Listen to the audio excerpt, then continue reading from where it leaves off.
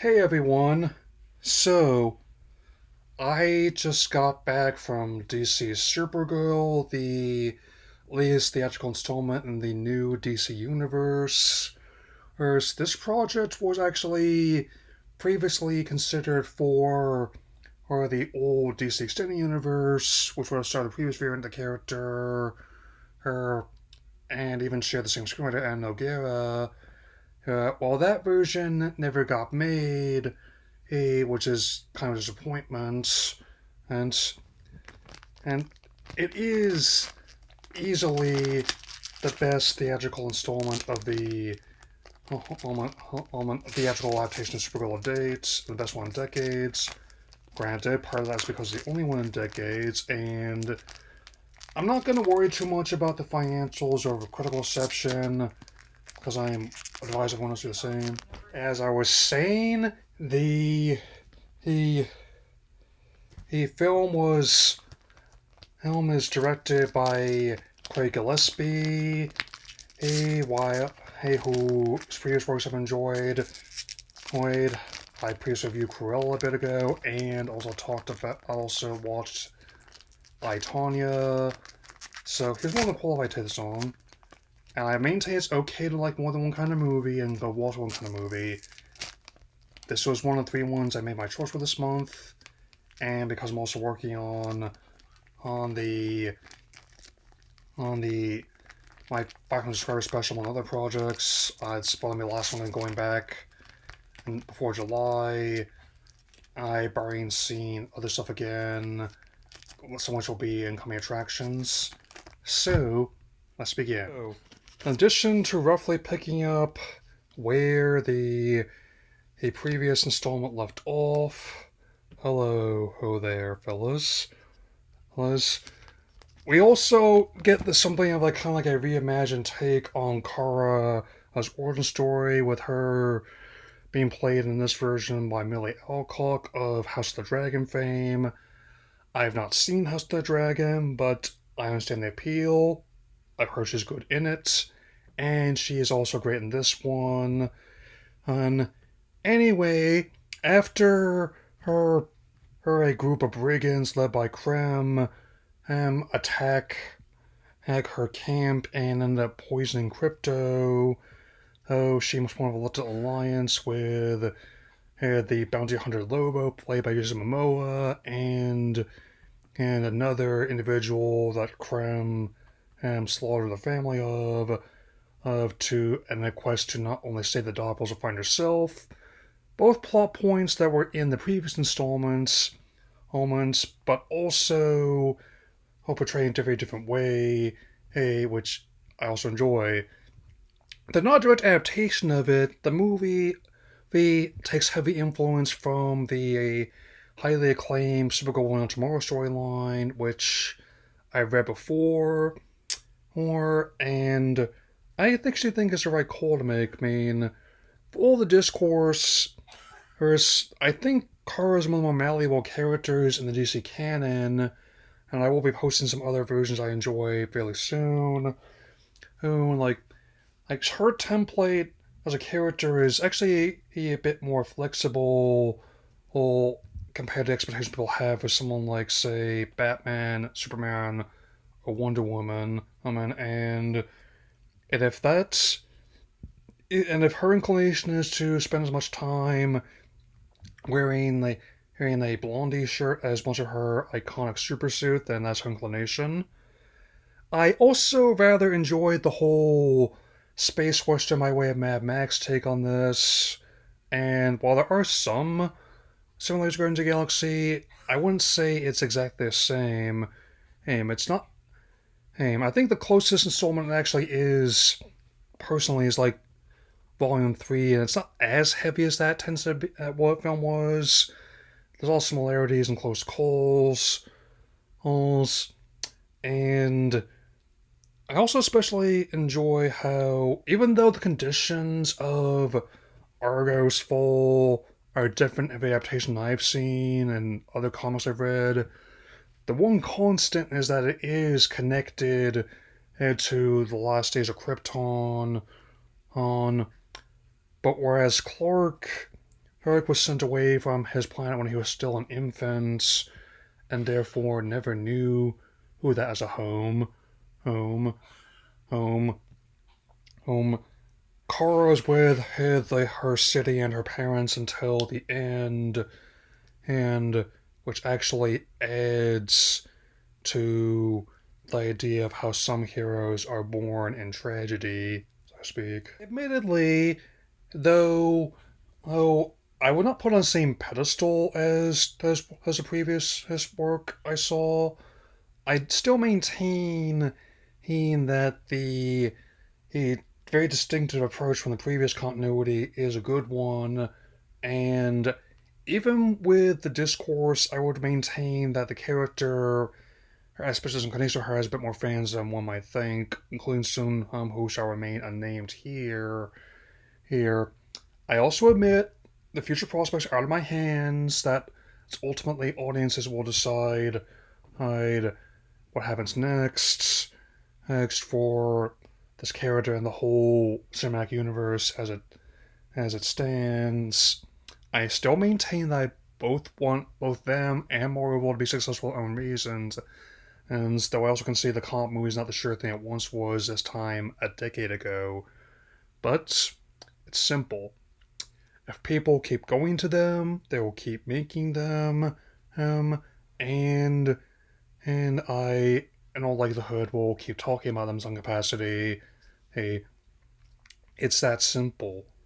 Oh, and even in terms of power scaling, it's actually close to how I typically, again, and scale her like someone on the opponent obviously with equal or greater strength, and it doesn't matter whether it's the main villain or just some space alien and acting arrogant at a tavern. And this is definitely the one constant between the Wuhans I've seen this year and even this month. They are strange and dramatic times that call for strange and dramatic entertainments. I mean, I always appreciate whenever ever like a director that's normally known for more smaller scale fare, again like Tanya, is given the chance to direct a multi-million dollar DC blockbuster. Her, I mean, there was a decent amount of people on screen I attended. I mean, that I'll admit, and I think I also believe that as we'll get into the market can support more than one kind of work. I also enjoyed the music as well. I'm not familiar with the composer nor the tracks that Cara's listening to as she's trying to find herself off in all corners of her galactic bar crawl. Oh, but I'd definitely be willing to listen to them more. I mean, especially that it is indeed a and one I was hoping for. Her that if you can't, I mean, they do treat the situation as such, but they also are not afraid to lean into the war weird as their source material. I mean, and I'm still very much open to the idea of further appearances from Momoa as Lobo, oh, especially him acting alongside Corn Sweep as an adaptation of the main man storyline, especially if it ends up being again R-rated spin-off. I'll just have to think about who I'd want to direct it, of course. Okay, so the it's definitely maintain that even as someone who has a soft spot for the earlier version of Helen Slater, which I previously looked at, I had to say that this is the better movie, and I mean, except for Guitar's a concept movie they've been wanting to make for a long time, which only just now they finally have the technology to catch up one's vision, where not just in terms of VFX, but being able to turn like some rock quarries in England and Australia into who a bunch of alien planets as crimes only after her Kara, he's after any any last he can get his hands on, and so I definitely can recommend it if you enjoyed the previous DC works. I definitely did. I want to talk about them more in the near future. So I give this a very hey, so how should I put this? I give it 4.5 stars out of 5, 3.5 stars out of 4, and now up to much ballyhoo on the coming attractions. Okay, so July 1st, Minions and Monsters. I'm not gonna hold it against you if you want to go see it. I mean, our as we near a quarter millennium of a country, it is built on choice, despite hey, what some people might claim otherwise, and it is indeed needed for any market to function. I will say this. I mean, I thought my desktop needed cleaning, and then I often have to, and that's when someone often has to use their Finder just to look for a specific like picture or other file they're looking for, man, and still trying to get some of those places back in order. Though I'll probably wait for her Netflix or Peacock, but I am willing to try the fittingly banana Wendy's Frosty there, certainly. July 17th, The Odyssey. In spite of what some people might think, including people who just lost half a trillion on their IPO at minimum, um, I think this epic poem is very much designed to be reinterpreted over the years as the poet would have wanted, man. And I'm definitely going to be going in to see it, especially as someone who is a fan of this director and the poem and likes all the stars in there.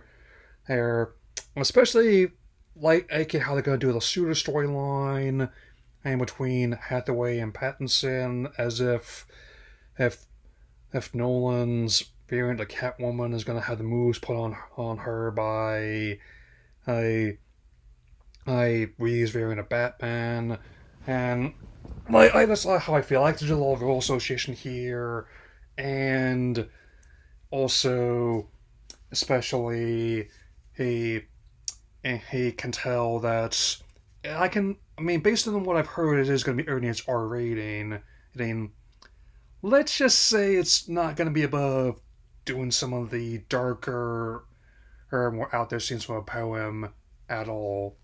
Okay, August 14th, I think the end of Oak Street, I believe it is called, which is a very okay. Yeah, the end of Oak Street. Now there it is which stars Anne Hathaway, Ewan McGregor, in a screenplay directed by J. Robert Mitchell of It Follows fame, and produced by J.J. Abrams' company Bad Robots. Even though I maintain prioritizing Coyote vs. Acme that month, if I have a chance, maybe Super Troopers 3, I definitely say it's got potential. I mean, after 10 years going from demons as a metaphor for premarital relations to dinosaurs and aliens as a parable for isolationism, actually it kind of makes sense around that way. I mean, plus I might be seeing my dad around then, and hopefully he and likely been doing different things, and I may have some stuff prepped ready to go by that point. I might not. We shall see. He, especially since I probably won't be doing the exact same things I did with him around that time last year. September 25th, Forgotten Island, and I'm going to have to disagree with Daz's claim that it's an active embarrassment to other competitors. If anything, it looks a little bit cringy. Yeah, I mean, I'm not against a reimagining the Mysterious Island concept. It's everything else that I have concerns about. I'm not fully sold on. Plus, as coming out the same month as both the Resident Evil reboot, which I also have my concerns about for different reasons, and in the same day, as the new Onimusha game, which if I had to say right now, that's what I give priority towards its main. Plus, it's not that I don't mind Simple Minds, it's just that there are other tracks they could have used to establish a setting that would have actually been fit that year. I mean, Technotronic's Pump with the Jam and Janet Jackson Rhythm Nation right there. Just a thought. October 2nd, Digger, the collaboration between he and the acclaimed director of both Birdman and the award-winning The Revenant. And Birdman also won accolades as well. Hell, as well as a star-studded cast led by Tom Cruise, also containing John Goodman, Jesse Plemons, and Riz Ahmed, and Emma Darcy, name a few, where it's definitely he won, and I'm going to be keeping an eye on. On when I call Tom crazy, not to be insulting, but to be accurate. I understand why he keeps getting work, and whatever happens with whether or not the Warner actually comes to fruition, I remain a skeptic about that for the time being. And I can say that given this director's pedigree, it's bound to be worth keeping an eye on. Count on that. October 16th, Whale Fall. I not sure what to think about this one. Even though it definitely has people liking it, including Josh Brolin and Elizabeth Shue, who it definitely has some Jonah vibes about it, but it's gonna be at the same time as a Street Fighter reboot. So it's not that the idea behind wanting to find someone who got swallowed by a whale or what's left of someone is too weird for me.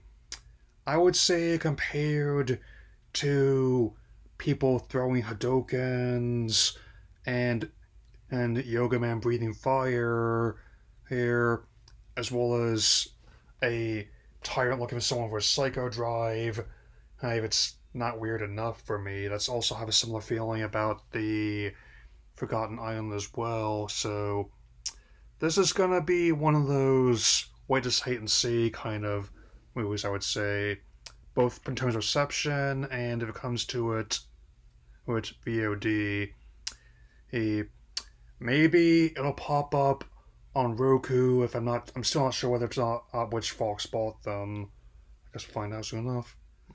Last but definitely not least, Clara and the Sun, which is based on the novel of the same name. I might have to check it out.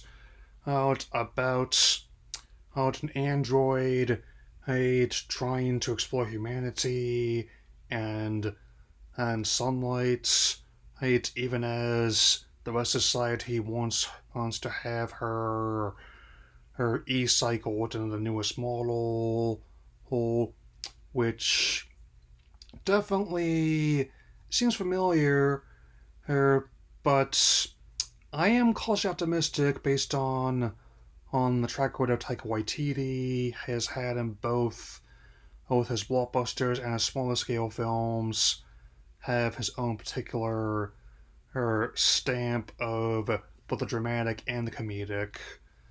Plus, I also like the cast they put up there, which include the likes of Jenna Ortega, Amy Adams, Tasha Leone, and Steve Buscemi. Even though I am personally going to be doing more with the Clayface movie, which is going to be the next DCU project. Interesting that we're getting that before we get their version of Batman, and Laika's Wildwood, which I think are definitely a bit more her up my alley for spookiness. Plus, I hope to have my costume symbol by then. and just have to wait and see what I end up doing with it. That'll be all for now, and I'll see you all again very soon, so take care, everyone.